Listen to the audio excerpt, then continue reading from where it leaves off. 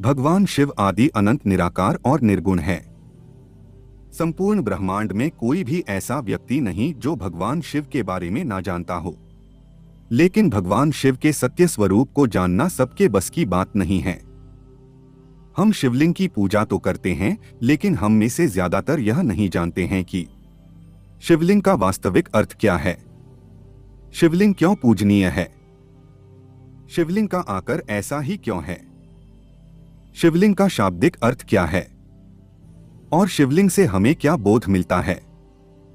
आज की इस खास प्रस्तुति में हम इन सभी रहस्य से पर्दा उठाने वाले हैं, तो इस प्रस्तुति को अंत तक जरूर देखिएगा। ओम नमः शिवाय। आप सभी शिव भक्तों का आपके अपने YouTube चैनल भगवत ज्ञान कथा में हार्दिक स्वागत है।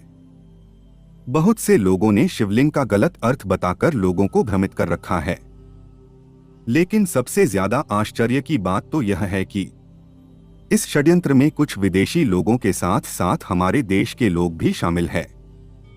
इन लोगों ने शिवलिंग का बहुत ही गंदा मतलब निकाल रखा है, लेकिन सच्चाई ज्यादा देर छिपी नहीं रह सकती है। आज के बाद आपको शिवलिंग का वास्तविक अर्थ और रहस्य पता चल जाएगा, और साथ में यह भी बताएंगे कि शिवलिंग भारत, इजिप्ट, चीन, एलियंस और पूरे यूनिवर्स में क्यों पूजनीय है। तो इस प्रस्तुति में अंत तक जरूर जुड़े रहिए। सबसे पहले हम शिवलिंग का शाब्दिक अर्थ क्या है वह समझते हैं। शिवलिंग में शिव का अर्थ होता है परम शुद्ध चेतना, परमेश्वर या परम तत्व, और लिंग का अर्थ होता है निशान, चिन्ह, प्रारूप, लक्षण और प्रतीक। और शिवलिंग का अर्थ है भगवान शिव परमतत्व का चिन्ह या प्रतीक। अब हमें यह भी पता होना चाहिए कि संस्कृत में जनन अंग के लिए शिशन शब्द प्रयोग होता है। लिंग शब्द का प्रयोग कभी भी नहीं होता है। अब हम लिंग के कुछ अन्य अर्थ जानते हैं।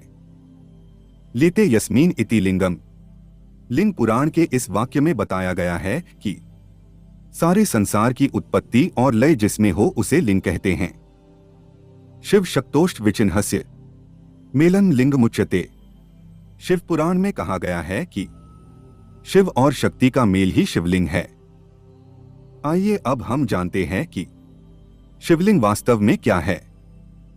शिवलिंग को जानने के लिए हमें सबसे पहले शिव और शक्ति यानी कि पुरुष और प्रकृति को जानना जरूरी है। शिव आगमों में शिवलिंग को शिव और शक्ति कहा जाता है। वेदों में पुरुष और प्रकृति कहते हैं। विज्ञान उसे गॉड एंड एनर्जी कहता है। हालांकि विज्ञान गॉड को नहीं मानता है। विज्ञान कहता है कि प्रकृति यानी कि सभी भौतिक पदार्थ मूल रूप से एनर्जी ही है। और विज्ञान ने हमें सूत्र दिया है EMC 2। विज्ञान का यह भी कहना है कि प्रकृति ऑटोमेटिक है। यह दिन रात जन्म मृत्यु सब प्रकृति ही करती है। ईश्वर का इसमें कोई हस्तक्षेप नहीं है। जबकि हमारा वैदिक धर्म कहता है कि प्रकृति यदि ऑटोमेटिक है तो उसे ऑटोमेटिक बनाने वाला भी कोई है। सृष्टि निर्माण के बारे में विज्ञान हमें बिग बैंग की थ्योरी देता है, लेकिन बिग बैंग से पहले क्या था उसके बारे में विज्ञान मौन हो जाता है। विज्ञान हमें यह भी नहीं बताता है कि बिना स्पेस के, बिना अवकाश के कोई चीज संभव ही नहीं हो सकती। तो बिग बैंग कहां हुआ था? लेकिन हमारे वैदिक धर्म में बिग बैंग से पहले क्या था उसकी भी बात की गई है। अब हम प्रकृति की बात करते हैं। प्रकृति का मतलब यह नहीं है जो हमें दिखाई देता है। प्रकृति का मतलब होता है कृति से पहले, यानी कि बिफोर क्रिएशन, यानी कि सर्जन से पहले जो स्थिति थी वह कहलाती है प्रकृति। प्रकृति में सब कुछ पैदा करने की क्षमता थी। वह जो चाहे पैदा कर सकती थी, और इसीलिए प्रकृति को सर्वगर्भाय कहा जाता है। जो भी संसार में पैदा होगा वह प्रकृति से पैदा होगा। जो चीज जहां नहीं है वहां से पैदा नहीं हो सकती। X निहिलो निहिल fit. विज्ञान के इस मूल सिद्धांत को हमारे यहां हजारों साल पहले ही बता दिया गया था। Out of nothing nothing is produce. From zero can be zero produce. Something can produce something. इसका मतलब कि समथिंग को प्रोड्यूस करती है। मतलब कि समथिंग यानी कि प्रकृति एग्जिस्ट करती है। इसीलिए कहा जाता है कि प्रकृति अनंत है। नास्तो विद्यते भावो ना भावो विद्यते सतः। जो चीज जहां पर नहीं है वहां से वह चीज निकल ही नहीं सकती। ऐसी प्रकृति 3 गुणों से युक्त है, सतोगुण, रजोगुण और तमोगुण। जब यह तीनों गुण साम्य अवस्था में होते हैं तो दुनिया में कोई भी चीज पैदा नहीं होती, क्योंकि प्रकृति में जड़ता है, चैतनता तो उसमें है ही नहीं। अब कोई चीज पैदा हो इसीलिए प्रकृति में चेतनता होनी जरूरी है, और इस प्रकृति को एक्टिवेट करता है पुरुष।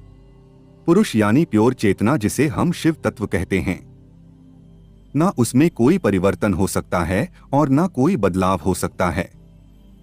वह जैसा है जब से तब से वैसा ही है। पुरुष एक प्योर चेतना है, प्योर प्रकाश है। अब प्रकृति यह चाहती है मैं किसी तरह से अपने आप को व्यक्त करूं। मेरे अंदर शक्ति है प्रकट करने की, लेकिन प्रकट कैसे करूं की चेतना नहीं है, रास्ता पता नहीं है, ऑटोमेटिकता नहीं है। और वह पुरुष सोचता है कि यह रियलाइज करने के लिए कि मैं क्या हूं, मुझे कोई ऐसा माध्यम चाहिए कि मैं अपने आप को जान सकूं। जब पुरुष और प्रकृति, शिव और शक्ति, गॉड एंड एनर्जी का संयोग होता है तो सब कुछ प्रकट होने लगता है, सर्जन होने लगता है, अणुओं का मटेरियल बनने लगता है, अणु आपस में जुड़ने लगते हैं, ब्रह्मांड बनने लगते हैं, देवी देवता प्रकट होने लगते हैं, दिन और रात होने लगते हैं, और यह सारी सृष्टि ऑटोमेटिक बनने लगती है। और उसको ऑटोमेटिक बनाने वाला वही पुरुष शिव तत्व है। पुरुष और प्रकृति, शिव और शक्ति के मिलन को सिम्बलाइज करने के लिए, चिन्हित करने के लिए शिवलिंग का सर्जन हुआ। अब यह याद रहे कि शिव कोई ऐसा व्यक्ति नहीं है जो इस प्रकृति में कहीं वास कर रहा हो। शिव चेतना की परम अभिव्यक्ति है, जिसकी आगे कोई विभाज्यता नहीं है। एक अस्तित्वहीन अस्तित्व, नाम और रूप से परे अस्तित्व। और इस निर्गुण अनंत शुद्ध चेतना को शिवलिंग के माध्यम से दर्शाया जाता है, और इसी परम तत्व को सगुण रूप में भगवान शंकर के रूप में दर्शाया जाता है। शिव निर्गुण भ्रम के प्रतीक है, तो शंकर शरगुण भ्रम के प्रतीक है। अब हम जानते हैं कि शिवलिंग का आकार ऐसा ही क्यों है। शिवलिंग शिव और शक्ति, पुरुष और प्रकृति के मिलन का प्रतीक है। तो प्रकृति को हम कैसे सिंबलाइज कर सकते हैं? यदि हम प्रकृति को पत्तियों के रूप में दर्शाते हैं तो प्राणी और दूसरे सभी तत्व छूट जाते हैं।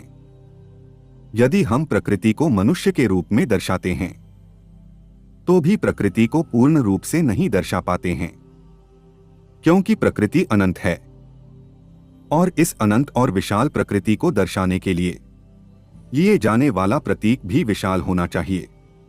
जैसे कि गैलेक्सी या ब्रह्मांड, और प्रकृति को ब्रह्मांड के रूप में दर्शाना एकदम सटीक है, क्योंकि उसमें प्रकृति के ज्यादातर सभी तत्व शामिल हो जाते हैं। और शिवलिंग का जो नीचे का हिस्सा है वह प्रकृति है, जो ब्रह्मांड के आकार को दर्शाती है और भौतिक जगत को भी दर्शाती है। अब शिवलिंग का ऊपर का हिस्सा ऐसा क्यों बनाया गया है? तो आज भी जब हम परम तत्व को दर्शाते हैं तो उसे एक ज्योति के रूप में दर्शाते हैं, और इस परम शुद्ध चेतना शिवत्व को ज्योति रूप के शिवा और किसी रूप में दर्शा ही नहीं सकते। और भारत में जो 12 स्वयंभू शिवलिंग है उन्हें भी ज्योतिर्लिंग ही कहा जाता है। और श्वेत ज्योति रूप होने के कारण ही भगवान शिव को कर्पूरगोरम कपूर के जैसे गोरे वर्ण के कहा जाता है। और जब शिव और शक्ति के इन प्रतीकों को एक रूप करके उन्हें पत्थर पर उघेरा गया और जो प्रतीक हमारे सामने आया वह है शिवलिंग। अब हम जानते हैं कि शिवलिंग क्यों पूजनीय है और शिवलिंग से हमें क्या बोध मिलता है। शिवलिंग भगवान शिव और माता आदि शक्ति का प्रतीक तो है ही, और शिव और शक्ति से परे कोई चीज हो ही नहीं सकती। और इसीलिए सभी देवी देवता, ब्रह्मा, विष्णु और शंकर शिवलिंग में ही निहित है। और इसलिए शिवलिंग का पूजन करने से सभी देवी देवताओं का भी पूजन हो जाता है। जब हम शिवलिंग को नमन कर रहे होते हैं तब उस पुरुष अर्थात परम चेतना को नमन कर रहे होते हैं। शिवलिंग से हमें बोध मिलता है कि जिस तरह से पुरुष यानी कि शिव इस प्रकृति के मध्य में रहते हुए भी प्रकृति में लिप्त नहीं हो जाते, उसी तरह हम जीव भी इस शरीर रूपी प्रकृति में रहते हुए शिव की तरह प्रकृति रूपी शरीर के माया जाल में लिप्त नहीं हो जाना है। हमें जीव से शिव बनने की कोशिश करनी चाहिए और हमारी चेतना के स्तर को ऊपर उठाना चाहिए। अब यदि पृथ्वी पर से सभी मानव सभ्यताएं नष्ट हो जाएं और मानो की सारी पृथ्वी ही नष्ट हो जाए तो क्या भगवान शिव और शिवलिंग रहेंगे या नहीं? और मानो की सारी पृथ्वी नष्ट हो जाती है और लाखों साल बाद किसी दूसरे ग्रह पर नई सभ्यताएं विकसित होती है, तो उनमें से इजिप्ट जैसी कोई सभ्यता जब सृष्टि के मूल कारण का पता लगाएंगे तो वह शिव और शक्ति को अंक के रूप में चिन्हित करेंगे, जिसमें अंक का नीचे का हिस्सा शक्ति को दर्शाता है और ऊपर का हिस्सा परम शुद्ध चेतना शिव को दर्शाता है। और चीन जैसी कोई सभ्यता शिव और शक्ति को यीन और यांग के रूप में चिन्हित करेंगे, जिसमें काला रंग प्रकृति को दर्शाता है और सफेद रंग शिवत्व को दर्शाता है। अब सवाल यह बाकी रहता है, तो एलियंस भी भगवान शिव में मानते ही होंगे, क्योंकि भगवान शिव यूनिवर्सल है। बस फर्क इतना हो सकता है कि शिव के नाम और प्रतीक अलग हो सकते हैं। भगवान शिव सनातन है, सृष्टि के मूल कारण है, आदि अनादि है। सृष्टि रहेगी तो भी शिव होंगे और सृष्टि नहीं रहेगी तो भी शिव होंगे। तो मित्रों, यह प्रस्तुति आपको कैसी लगी? अगर हमारी प्रस्तुति आपको पसंद आई हो तो वीडियो को सभी दोस्तों और रिश्तेदारों को शेयर करें, वीडियो को लाइक करें, कमेंट करें और हमारे चैनल को सब्सक्राइब जरूर करें। धन्यवाद।